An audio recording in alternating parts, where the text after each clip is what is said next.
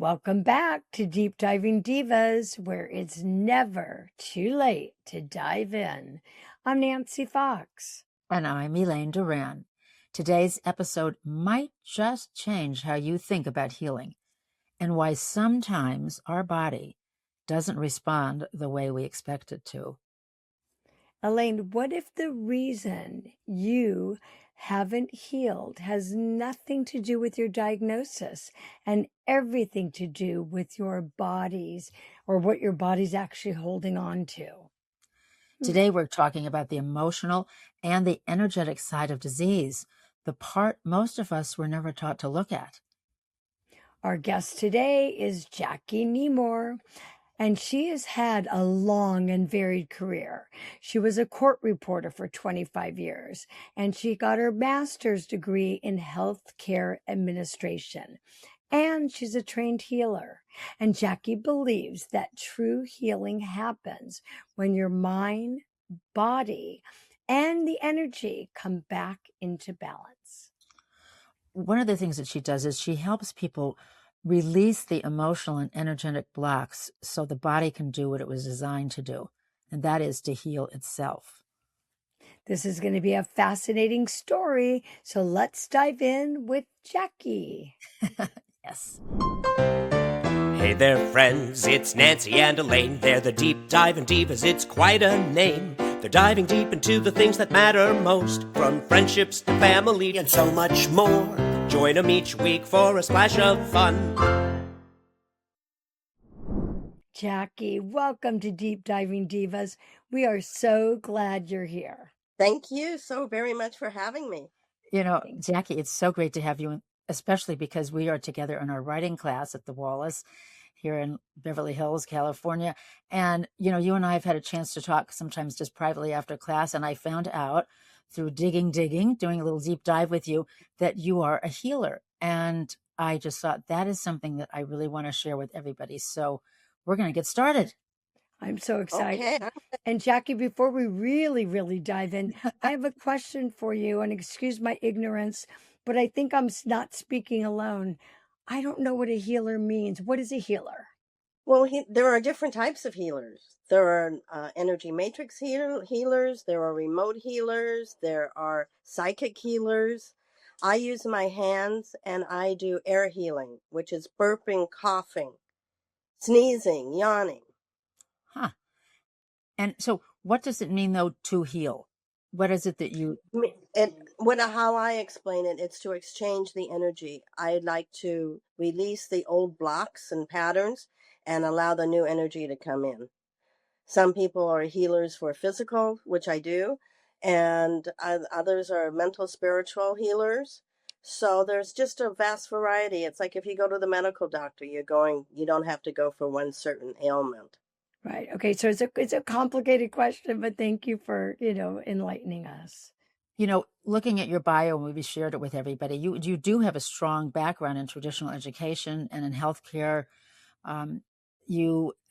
It's interesting. How did that world, the traditional kind of world, intersect with this intuitive and energetic healing work that you have?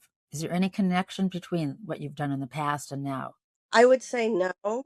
I would go into, as you know, I was a court reporter, so I would go deposition rooms and try to change the energy of the attorneys and of the witness in the sense of let's all be nice together. I will sometimes drive down a street and see an ambulance and I will throw out some gold light or silver light just to help them along. Otherwise, I wouldn't say that the academics helped with the healing part of it. So I did want to I wanted to run a 6 to 100 bed assisted living, and that's why I've got my master's degree. But my partner became very ill, and I took care of him for 11 years. So then why do you believe it's important for people to combine this alternative healing, with Western or Eastern medicine rather than just choosing one or the other? You need both or a combination, because what happens is the Western will do something right then and there. and they do not deal with the whole body. They deal with the symptom. I like acupuncture or Oriental medicine because it takes care of the whole body. And with Western, they will keep you on a medication forever. With Eastern medicine or Oriental medicine, acupuncture medicine, with Chinese herbs and teas, they change it every time you go in. Every week there's something different to make sure that your body is adjusting and is in balance, yin and yang. Is there a way for you to explain? Let's just imagine one of us was a client that came into you, and if it was, and I think I asked you about my hamstrings, with the pain. What would you say? I mean, you would not prescribe a medication? No. No. What would you do? Well, for my healing, if you came into me for my own type of healing with the air healing and the energy, the hands, I would be going into your auric field. I don't touch the body. I'm about 6 inches above the body, and I move my hands. I cough, I burp, I sneeze, and I change that negative energy that you have that's hurting you in that area. But I do it from head to toe. It's not just because you hurt in your hamstrings doesn't mean that's where it's coming from. So if you were to do that for Elaine or a patient, a client, does she instantly feel this energy that your body's exuding through the coughing, burping, and other ways? She may, but she would fall asleep probably. You go into a deep sleep for some reason for about an hour, because that's about as long as it takes for the healing to take place. So she probably would not know. But if she was starting to feel pain, she would tell me, and then I would stop and we would go to some other area. But probably, I really haven't had anybody that feels pain. Huh. They usually start to laugh.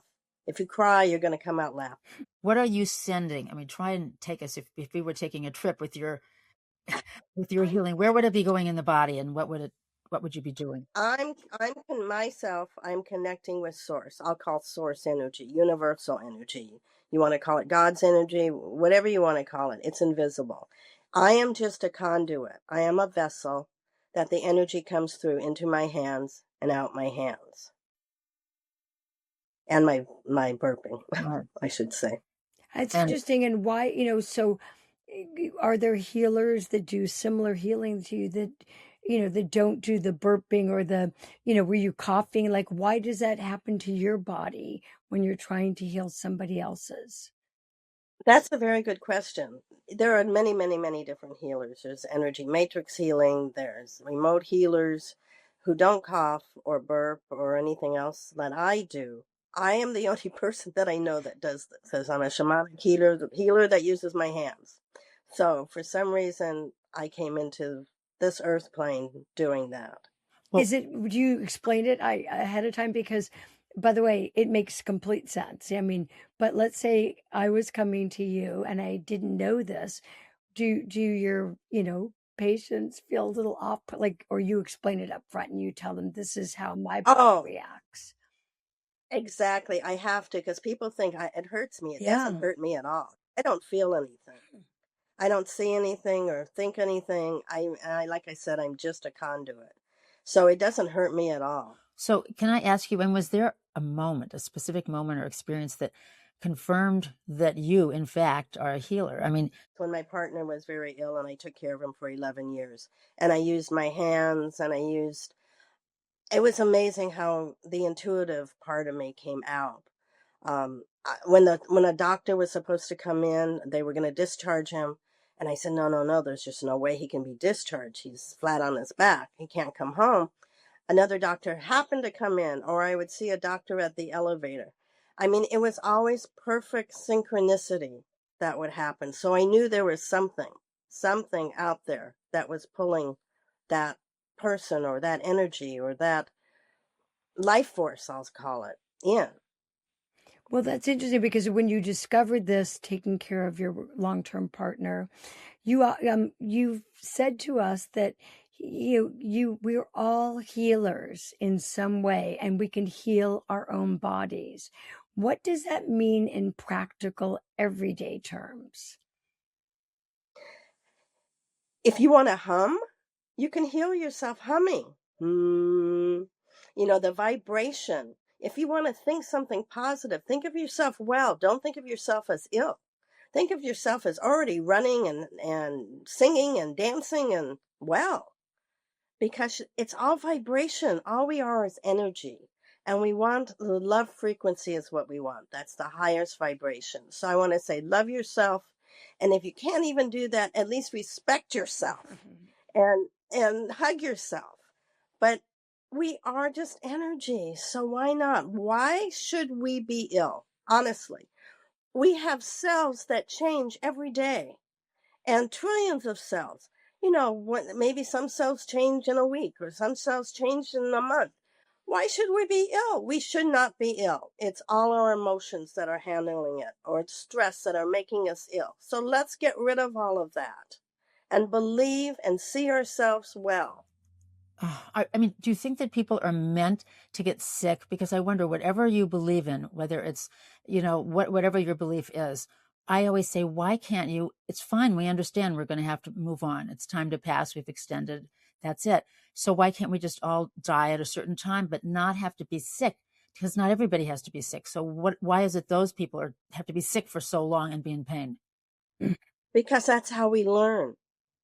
It's all emotions. As I said before, it's how we learn. We're here on this earth plane to learn lessons. And how else do you learn lessons without going the ups and the downs?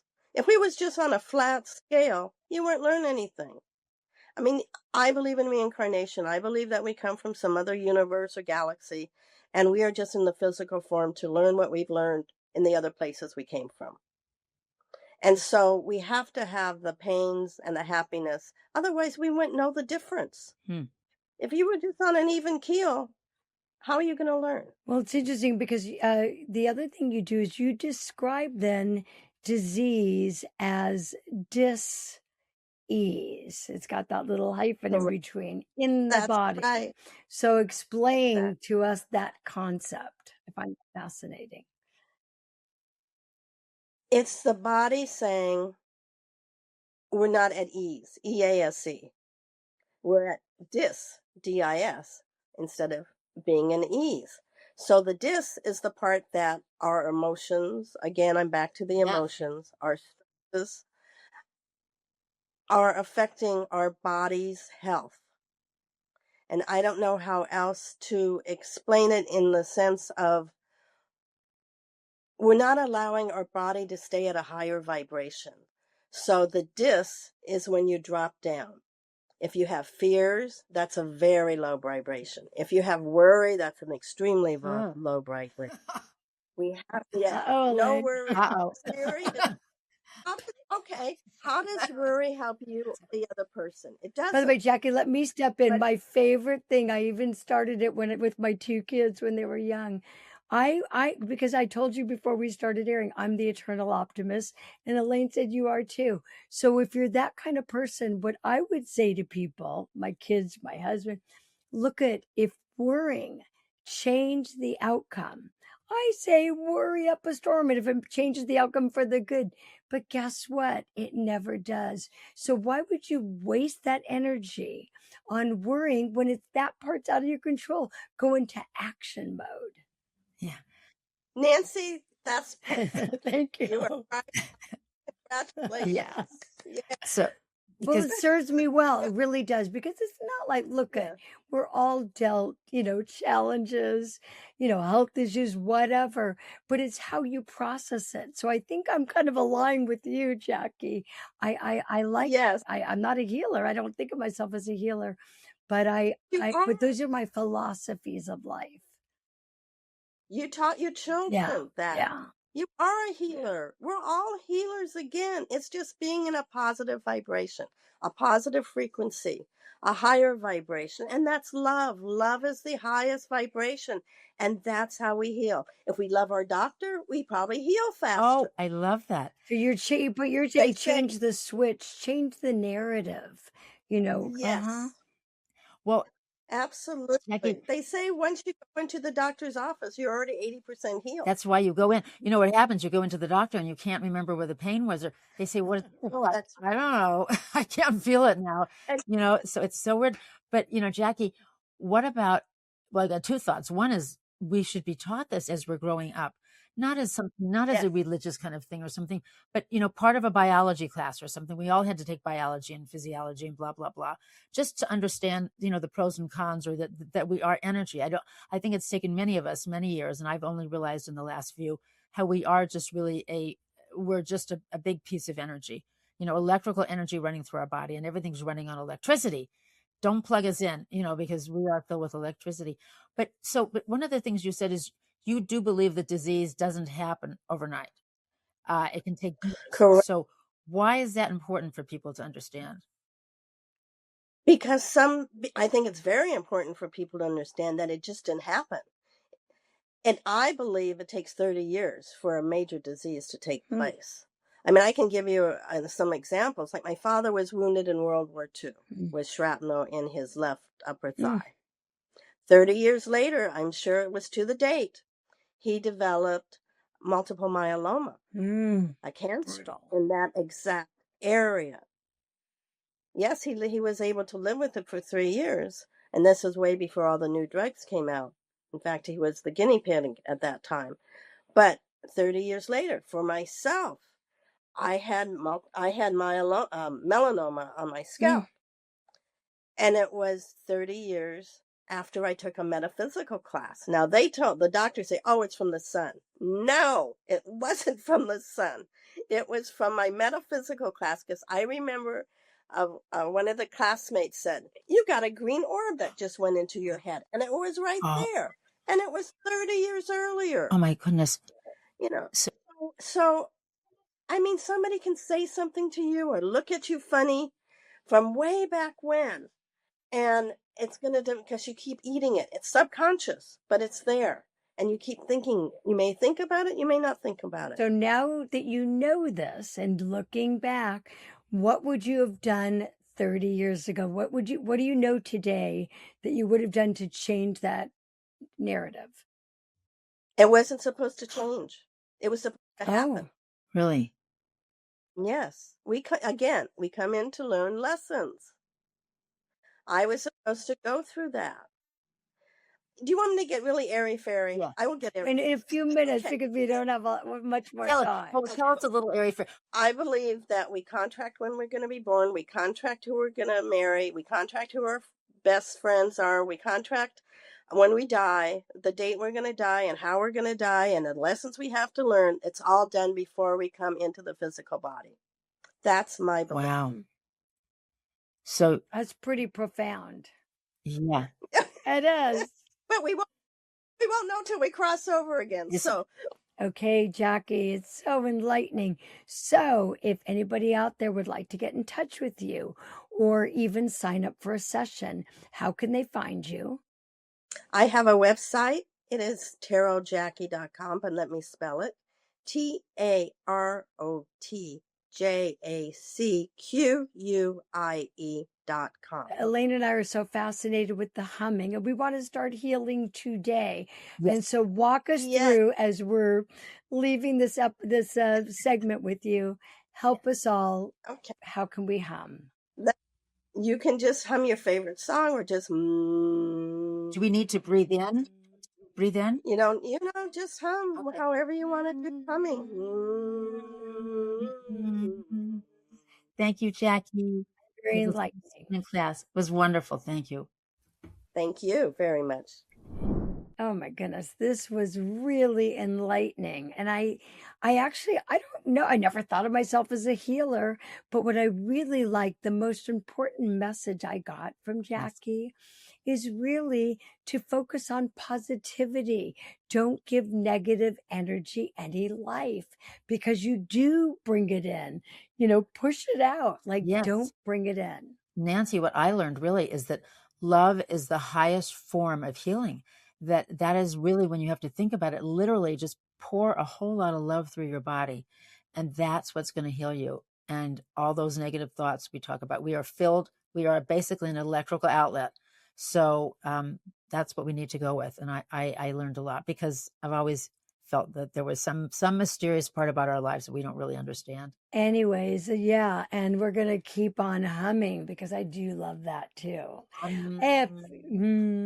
If you want to reach us, you can email us, Yeah. the Deep Diving Divas at gmail.com. Let us know what you thought of the episode. You don't have to be into healing. You might now be into healing. To me, I like to keep the thoughts open and then see if it makes sense for you. That is, and don't forget, listen, join us on all the socials, listen to the podcast, watch us as we know you are on YouTube at Deep Diving Divas. okay. All right, One more hum. Elaine. We're all going to hum together. Ready? 1, 2, 3. Wait. Sorry. 1, 2, 3.